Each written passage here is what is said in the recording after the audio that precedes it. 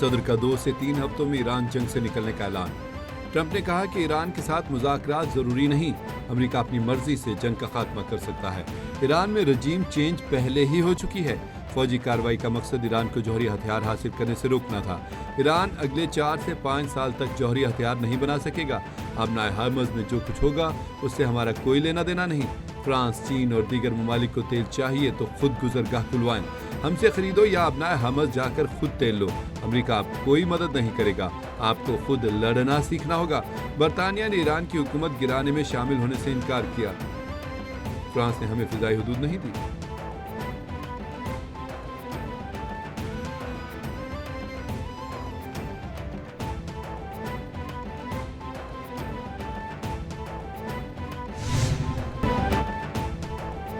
برطانیہ کسی صورت ایران جنگ میں شامل نہیں ہوگا۔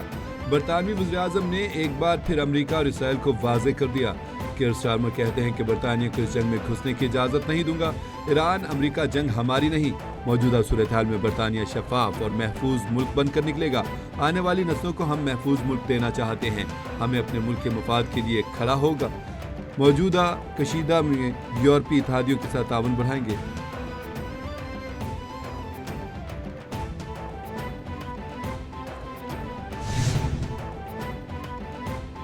ایران نے جنگ کا خاتمہ مطالبات کی منظوری سے مشروط کر دیا۔ ایران امریکہ اور اسرائیل سے جنگ ختم کرنے کو تیار ہے۔ ایرانی صدر مسعود پزشکیاں کہتے ہیں ایران چاہتا ہے کہ گارنٹی دی جائے کہ تنازع دوبارہ شروع نہیں کیا جائے گا۔ ایرانی عوام اتحاد کا مظاہرہ کر رہے ہیں۔ ایران صرف جنگ بندی نہیں بلکہ جنگ کا مکمل خاتمہ چاہتا ہے۔ ادھر ایرانی پاسداران انقلاب نے بھی امریکہ کو خبردار کر دیا کہ ایرانی قیادت کو نشانہ بنایا تو امریکی ٹیکنالوجی کمپنیوں کے خلاف کارروائی ہوگی۔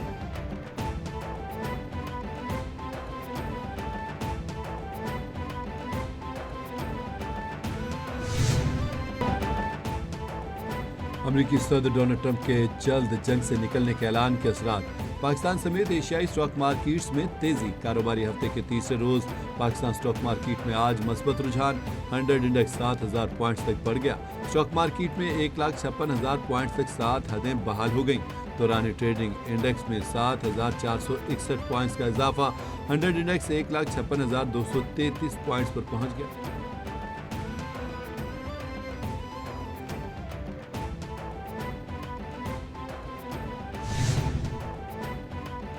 ایران جنگ کے خاتمے پر متضاد خبریں۔ عالمی منڈی میں تیل کی قیمتوں میں اتار چڑھاؤ۔ برینٹ خام تیل 118 سے کم ہو کر $106 فی بیرل کی سطح پر آ گیا۔ WTI خام تیل کی قیمت $103 فی بیرل پر مستحکم ہے۔ UAE مربن خام تیل 3% اضافے سے $121 فی بیرل میں فروخت ہو رہا ہے۔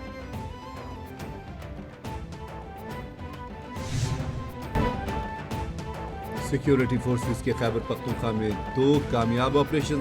ISPR کے مطابق آپریشن میں بھارتی حمایت یافتہ 13 دہشت گرد جہنم حاصل کر دیے گئے۔ انٹیلیجنس بیسڈ کارروائیاں ضلع خیبر اور بنو میں کی گئیں۔ پہلی کارروائی خیبر کے علاقے باڑہ میں انٹیلیجنس بیس پر کی گئی۔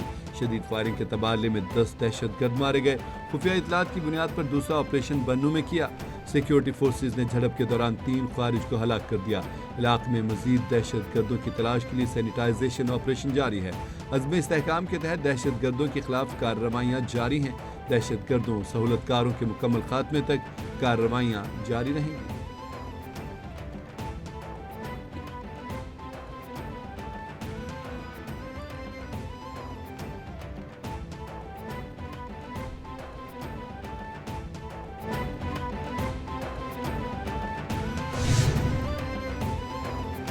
وزیر اعظم محمد شہباز شریف سے عالمی ڈیجیٹل آپریٹر ویون گروپ کے CEO کان ترزی اوغلی کی وفد کے ہمراہ ملاقات۔ شہباز شریف نے کہا کہ حکومت ڈیجیٹل آپریٹرز انڈسٹری میں سرمایہ کاروں کو سہولت فراہم کرنے کے لیے پرعزم ہے۔ کیش لیس معیشت کے حصول کے لیے انفارمیشن ٹیکنالوجی کا استعمال حکومت کی ترجیحات میں شامل ہے۔ CEO ترزی اوغلو نے کہا کہ وزیر اعظم نے تمام شعبوں میں سرمایہ کاری کو بڑھانے کے لیے بہت مؤثر اقدامات کیے ہیں۔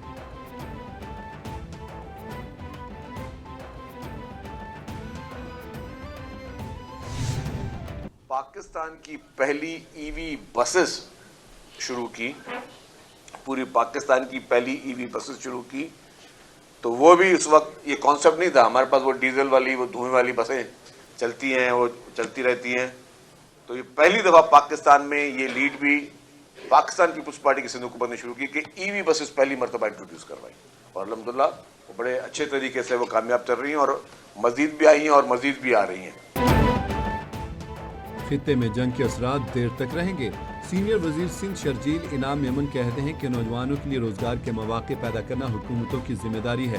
دھابی اسپیشل اکنامک زون میں ای وی گاڑیوں کا مینوفیکچرنگ پلانٹ لگانا چاہتے ہیں۔ شہر میں الیکٹرک بسیں کامیابی سے چل رہی ہیں، مزید بھی آ رہی ہیں۔ سندھ حکومت خواتین کو پنک سکوٹیز فراہم کر رہی ہے، کوئی دوسرا صوبہ بھی خواتین کو پنک سکوٹیز فراہم نہیں کر رہا۔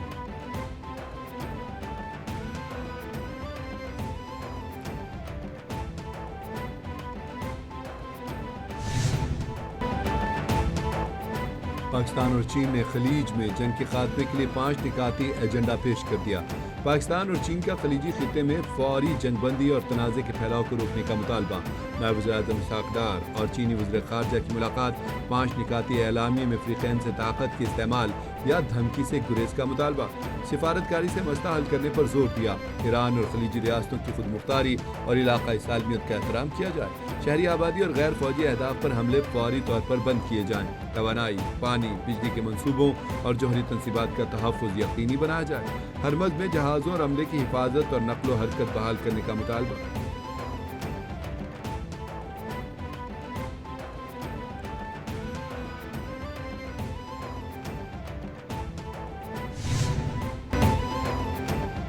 امریکہ اور اسرائیل کی ایران پر جارحیت، وہ شہر اصفہان، بندر عباس اور تہران پر شدید بمباری۔ اسرائیل اور امریکہ کا ایران کی سب سے بڑی دواساز کمپنی پر حملہ۔ ایرانی وزارت صحت کے مطابق تہران میں کینسر اور امراض قلب کی ادویات بنانے والی کمپنی کو نشانہ بنایا گیا۔ حملوں سے ادویات کی تیاری کا نظام متاثر ہوا۔ امریکی chairman joint chief of staff نے کہا ہے کہ فضائی برتری کے بعد ایران پر بھی 52 بمبار طیاروں کی پروازیں شروع کر دی۔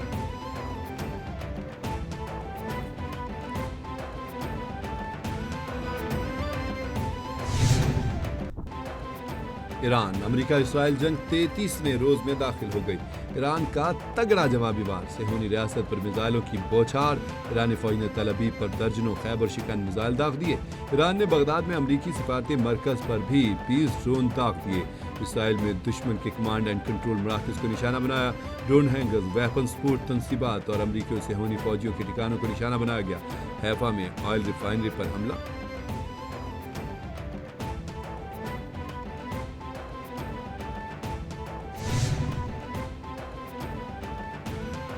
ایرانی پاسداران انقلاب نے خطے میں امریکی اہداف کو نشانے پر رکھ لیا۔ ایران کے جوابی حملے، امریکی اینٹی ڈرون اور ارلی وارننگ ریڈار سسٹم تباہ ہو گیا۔ عرب میڈیا کے مطابق سعودی شہر الخرج میں امریکی فضائیہ پر ڈرون حملے، شدید نقصان پہنچا۔ ایران کا قطر کے قریب سمندر میں آئل ٹینکر پر پروجیکٹائل حملے میں جہاز کو نقصان پہنچا، عملہ محفوظ رہا۔ کویت ایئرپورٹ پر ڈرون حملہ، فیول ٹینک میں آگ بھڑک اٹھی۔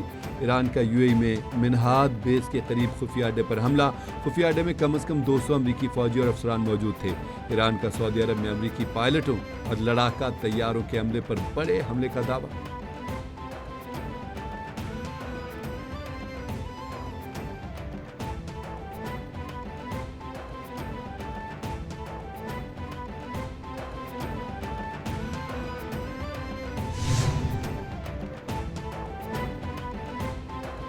ایران عوام کی نظروں سے دور ایٹمی توانائی پر کام کر رہا تھا۔ امریکی وزیر خارجہ مارکو روبیو کہتے ہیں کہ بہت سے امریکی شہری سوال کرتے ہیں کہ ایران پر حملے کی ضرورت کیوں پیش آئی۔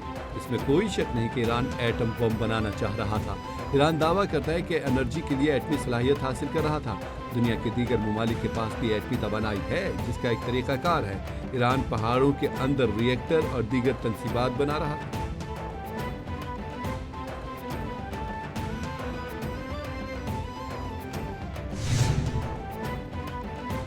پاکستان میں سونے کی اونچی اڑان، قیمتیں آؤٹ آف کنٹرول۔ عالمی اور مقامی گولڈ مارکیٹس میں سونے اور چاندی کی قیمت میں ہو شبہ اضافہ۔ پاکستان میں فی تولہ سونا 15,300 روپے مہنگا ہو گیا۔ 24 کیرات فی تولہ سونا کی قیمت 4,94,062 روپے ہو گئی۔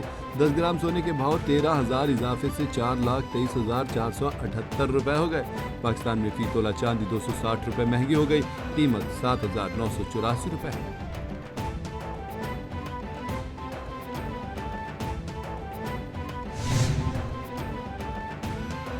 मौज मस्ती और छुट्टियां खत्म, अब होगी सिर्फ पढ़ाई। लाहौर समेत पंजाब भर में तालीमी इदारे 21 रोजा तातीलात के बाद खुल गए। पंजाब भर में तालीमी सरगर्मियां फिजिकल हाजिरी के साथ बहाल हो गईं।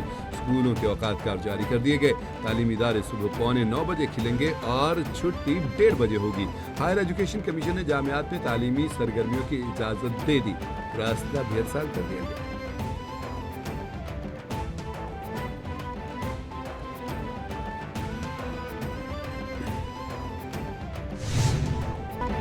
बागों के शहर लाहौर में एक बार फिर बादल बरस पड़े। मुख्तलिफ इलाकों में मूसलाधार बारिश या आलाबारी भी हुई। चौबुर्ची, समनाबाद, अनारकली, श्यामनगर और दीगर इलाकों में बादल जमकर बरसे। आज से 4 अप्रैल तक मुल्क के बेशतर हिस्सों में आंधियां चलेंगी। गरज चमक के साथ बारिश भी होगी, पेशगोई कर दी गई। महकमा मौसमियात ने अलर्ट भी जारी कर दिया। कराची में भी आज रात से 3 अप्रैल के दौरान बारिश मुतवक्के। पेशावर, KPK, आज़ाद कश्मीर और बलोचिस्तान में भी बारिश होगी।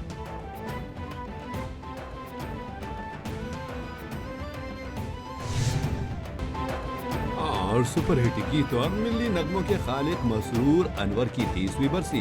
रेडियो पाकिस्तान पर अदाकार इब्राहिम नफीस के तवस्सुस से उनकी मुलाकात फिल्मसाज हिदायतकार इकबाल शहजाद से हुई, जिन्होंने उन्हें फिल्म बंजारन के नगमे लिखने की पेशकश की।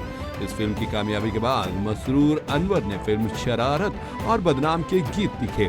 फिर वहीद मुराद, परवेज मलिक और सुहेल राना की टीम का हिस्सा बन गए।